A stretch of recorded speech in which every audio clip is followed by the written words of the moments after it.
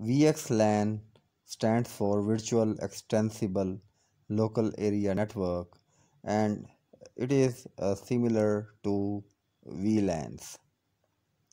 In this video, I will discuss the general concept of VXLAN and issues with VLANs and how VXLAN has addressed these issues, and then the architectural and technical details of VXLAN.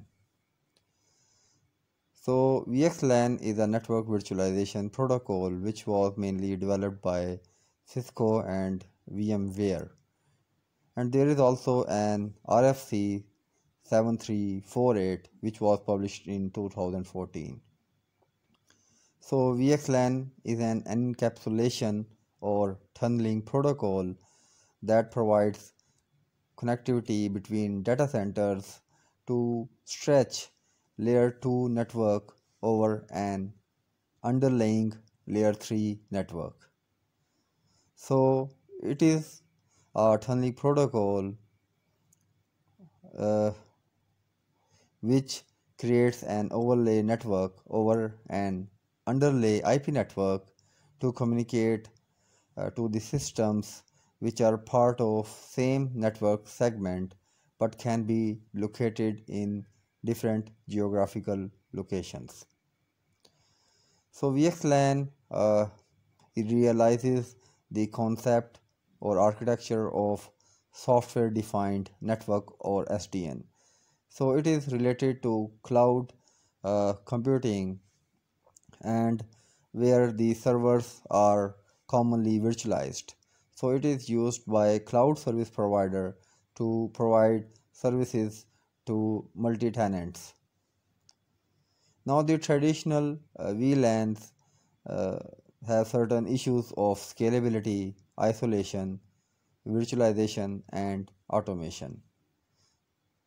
So once we talk about scalability issues of VLANs, VLAN ID is 12-bit. It means that 4000 segments are possible with VLANs, whereas the VXLAN network identifier or VNI is 24-bit. It means that 16 million combinations or segments are possible with VXLAN. Moreover, VLAN uses spanning tree protocol to avoid network loops at the cost of blocking redundant links, whereas VXLAN uses robust IP protocols instead of layer 2 protocols. Once we talk about isolation issues of VLANs, due to broadcast domain issues of VLAN, we don't extend the same VLAN on multiple network devices as it would choke the network. So instead, we use routing protocol over global network or over WAN.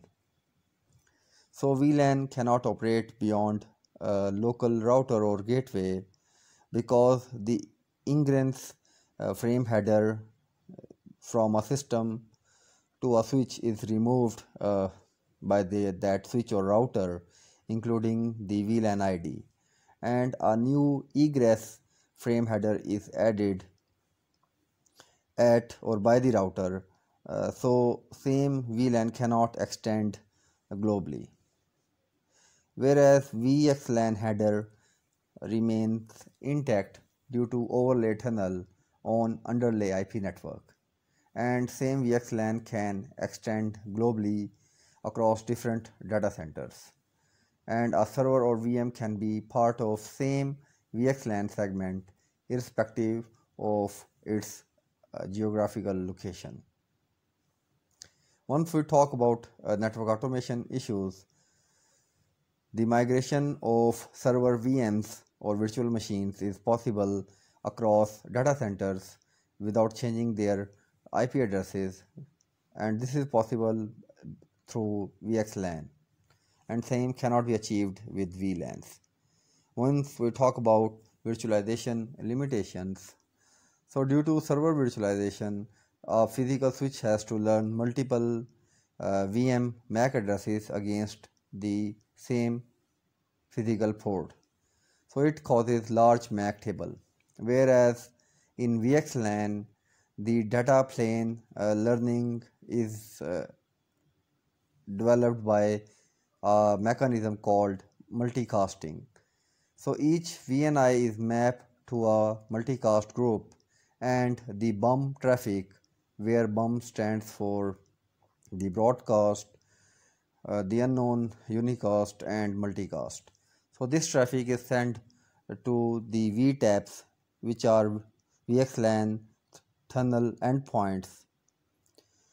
So this traffic is, or the BUM traffic is only sent to the VTAPs which has joined that multicast group of VNIs. So another mechanism which is used for MAC learning is called control plane learning by using head and replication, through which the information related to VTAPs or the MAC addresses of VMs are shared. Now another advantage of VXLAN is that with VXLAN, the underlay IP network can be changed without impacting the overlay network. Now coming over to the architecture. So each VM has one or many VNIC or virtual network interface card, and each virtual network interface card is associated with a VNI or VXLAN network identifier, which is just like a VLAN ID. So VNI is further part of a virtual tunnel endpoint or VTAP, which is a special logical interface on a physical or logical switch. So the relationship between VNI and VTAPs is many to many. So a VTAP can have multiple VNI, and one VNI can be mapped to multiple VTAPs. So VTAP acts as an interface between the overlay VXLAN network and underlay IP network. And VTAP is also connected globally point to point with all other VTAPs using VXLAN overlay tunnel on underlay IP network.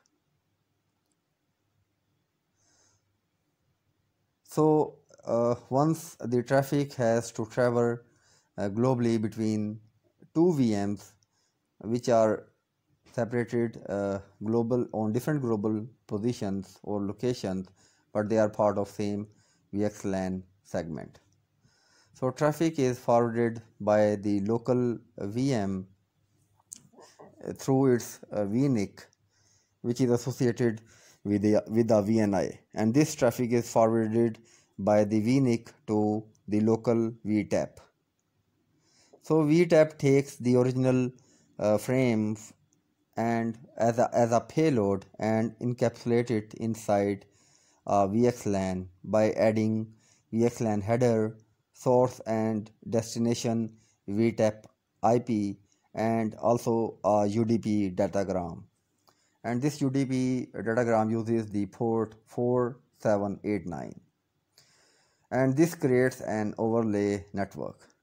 VTAP then forward this packet using this overlay network and on the underlay IP network using UDP as transport mechanism. Then this underlay IP network route the VXLAN frame or this tunnel traffic to destination VTAP.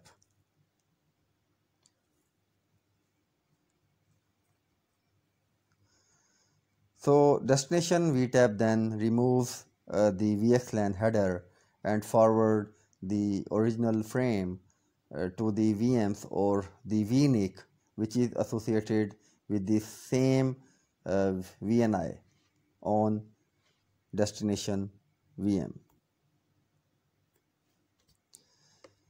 Now for efficiency, the VTAP forward the bump traffic of a VNI only to VTAPs which are associated with the same VNI or same multicast group.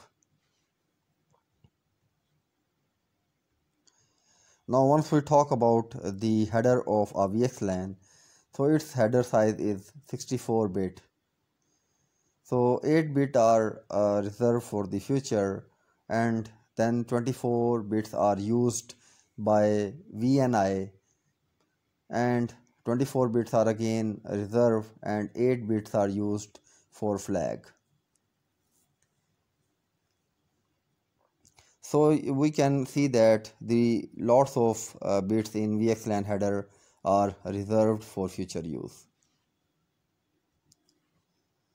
Now due to using of this additional VXLAN header, there is a network overhead of around 50 byte due to this VXLAN header, VTAP, and also the UDP header.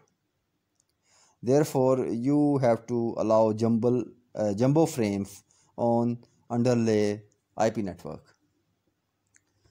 So overall, this VTAP architecture is like leave and span architecture, where VTAP acts as leaves, switches, and underlay network or IP network acts as spine switches. Therefore, you can add additional VTAPs, and each VTAP will have connections with all other VTAPs, just like leaf spine architecture. So this was all from my side. Thank you.